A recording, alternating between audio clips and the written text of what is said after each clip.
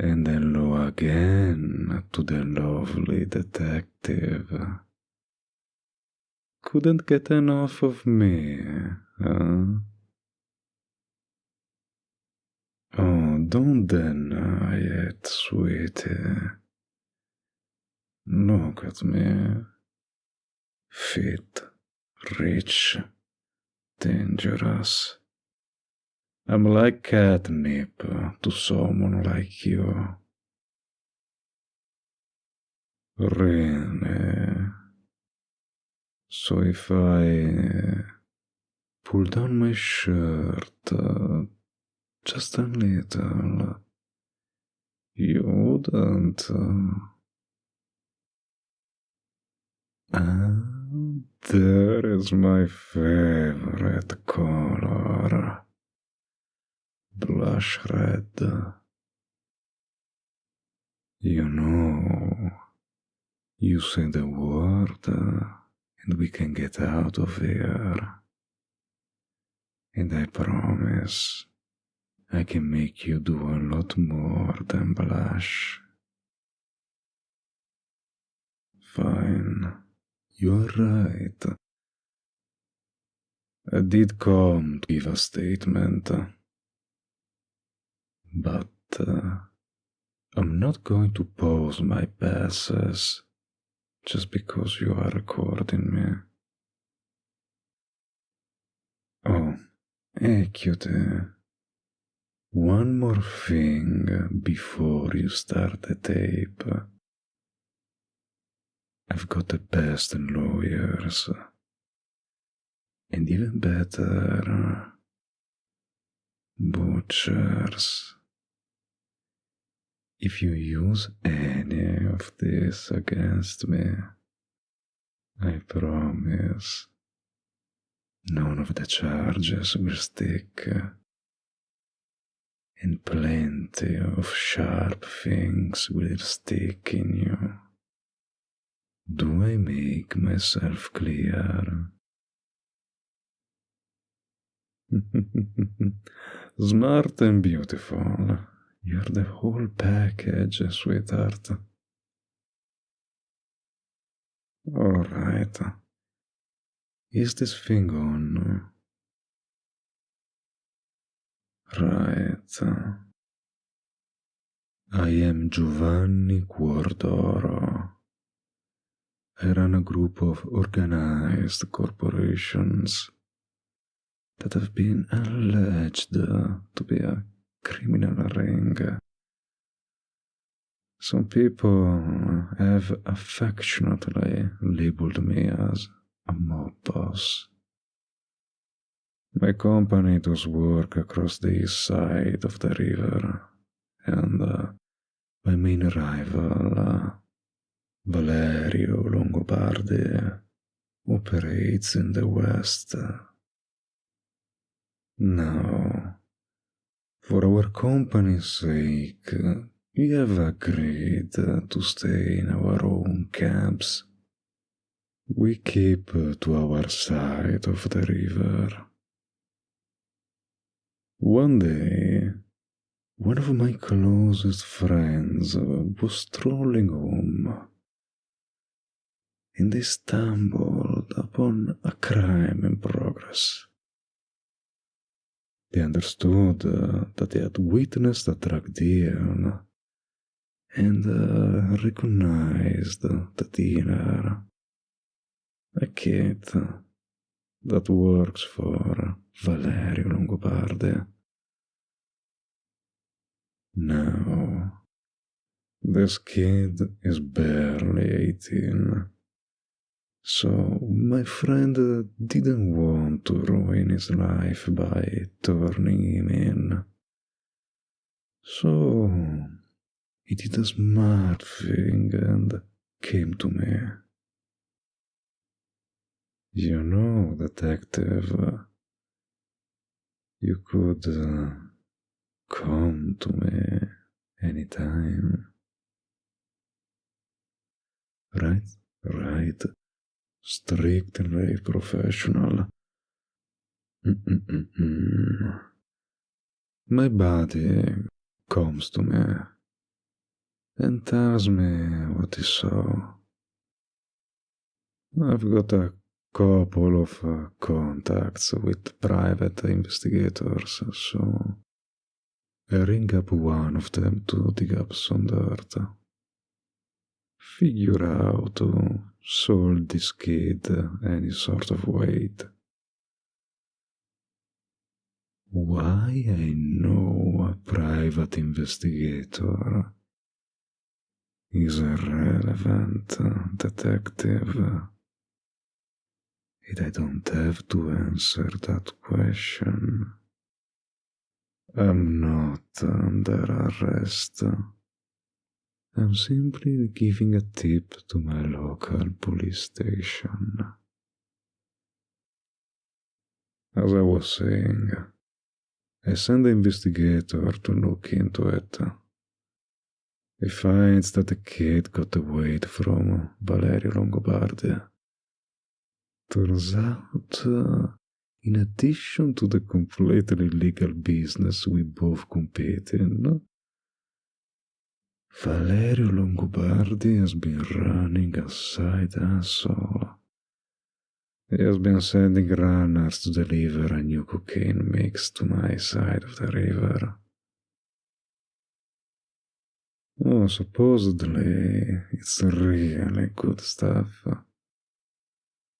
Valerio contracted some MIT chick. She's got a master's in chemistry and a couple of minors in biology. She has cracked some formula that's twice as addictive, with nasty withdrawal symptoms. Now, Valerio Longobardi is flooding low-income communities with the stuff. I happen to open a large number of jobs to those who are underprivileged, and I would hate to see them get taken advantage of like this. But I would love the privilege to take advantage of you, detective. Oh, you're no fun. Anyway, I know the police department is absolutely overwhelmed these days. After all, organized crime is through the roof. So, I got the investigator, bless his soul, to do a little more digging. Turns out, Valerio Longobardi is sending out a shipment of around 1,000 kilos of the stuff soon. Now that is the question, isn't it? Where and when? Do you have a wife at home, detective? Husband, maybe? Oh, I think it is very relevant. I'm about to give you the tip that will stop thousands of dollars of illegal drug trade. And you are throwing a fit because I'm asking if you are taken. It's immature and unprofessional. I ought to have your badge, officer. Glad you see it my way. Now, are you or are you not on the menu? Single? Oh, not by choice, I imagine. I bet you had a smoking little side piece once, didn't you? But I couldn't handle how much the work consumed you. How many nights they spent in an empty bed. Was that it, detective? You know, I wouldn't mind someone who works long hours. Someone who doesn't come home every night. We'll just have to do something special when they are around. Make the time count. When and where? Well, let's think. Tell me, detective, are you free Friday night? Why? 'Cause I want to ask you out, of course. I'm thinking somewhere candlelight, full moon, cheesy bread. You're not allergic to shellfish, are you? Oh, you are a clever one. Yes, I was thinking of the bistro down by the docks. But I must insist that we go on a full moon. When the light dances across the water, it looks absolutely magical. Now, I'm no werewolf, so maybe I'm wrong. But I think the moon is full next Friday. Maybe we could head on out there then. Ah, detective, don't leave just yet. You are missing something. Well, I can't tell you, Sally. Clearly, you aren't interested in our date. So, I will have to withhold the last bit of my info. At least until we order some crab puffs. So,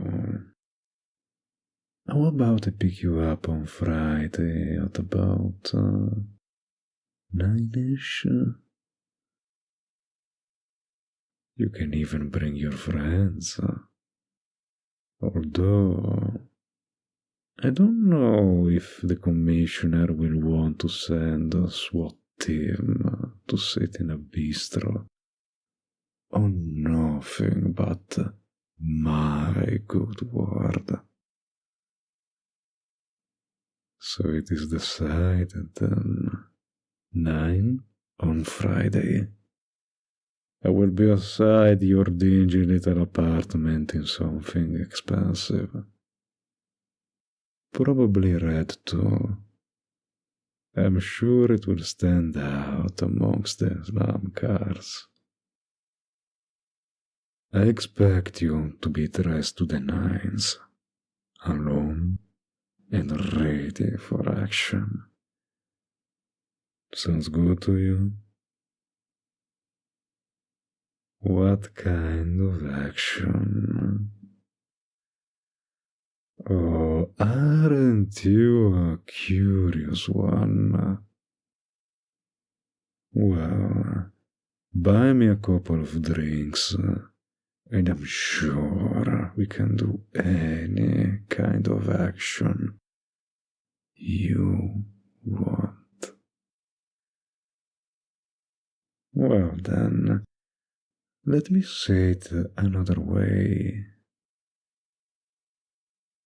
If you get me drunk enough, then we might do it in any back alley we can find. So, You should probably bring your gun, just in case. You never know when you might need some self defense. Nah, I won't be elaborating on that any further. You are a detective. Read between the lines. Alright. This interview is over.